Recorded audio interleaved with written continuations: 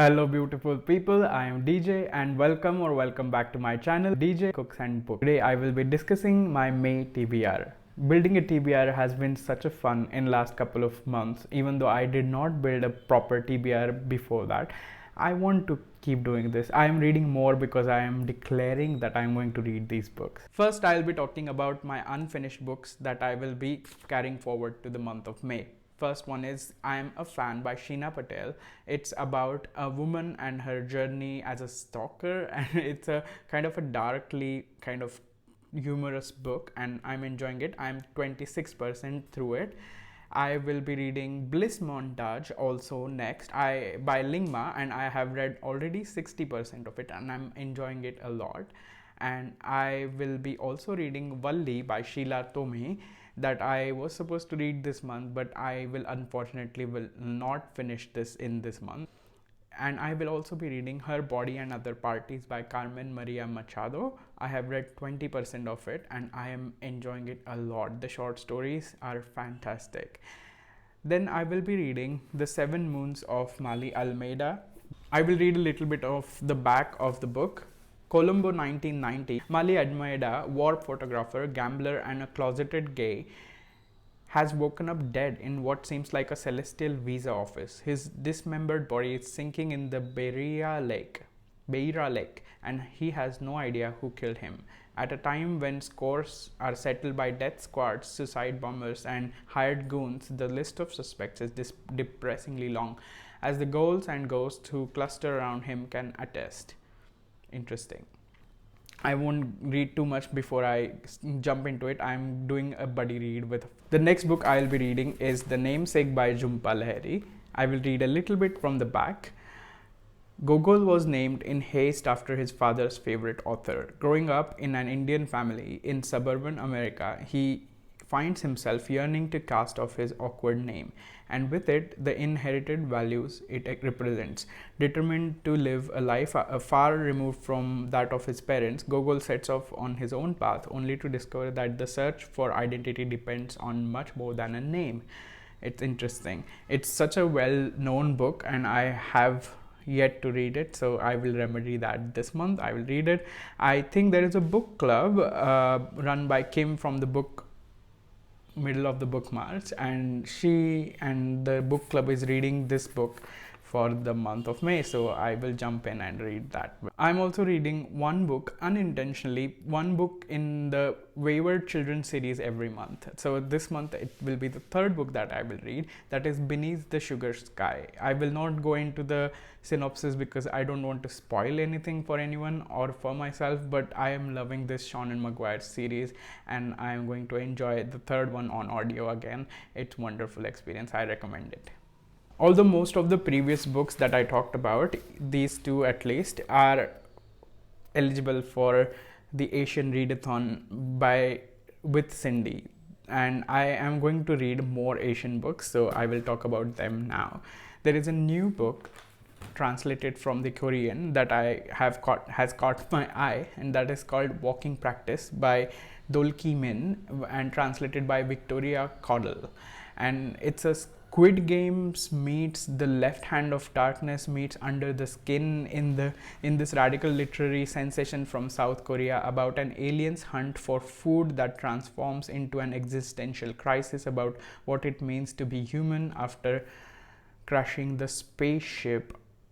Wow, sounds really intriguing. I will be listening to it on audiobook. I'm looking forward to it. The next Korean book that I have been meaning to read for a while now, but I haven't been able to read, is I Want to Die, but I also want to eat. But I Want to Eat Tteokbokki by Baek Se-hee with Anton Her, translator. And the book is part self-help and part memoir, I think, and these are notes from the therapy session, etc. And I'm really interested to read this. I also love Korean food, so yeah. I also have my eye on a novella called How Kyoto Breaks Your Heart by Florentina Leo, and I really love the city of Kyoto. I have visited only twice and only for a weekend or two, and it was so fun, that trip. I can't forget those days, and I really would like to live in Kyoto someday, maybe next year.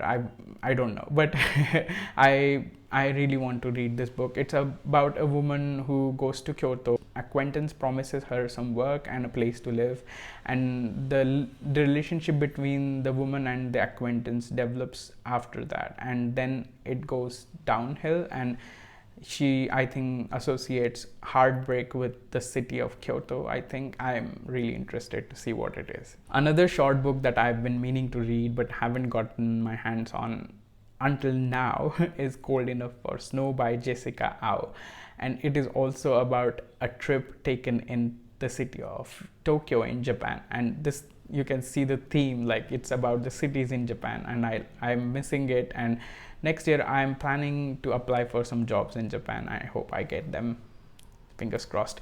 And this book is about a mother-daughter relationship, and they take a trip, they go to some touristy places.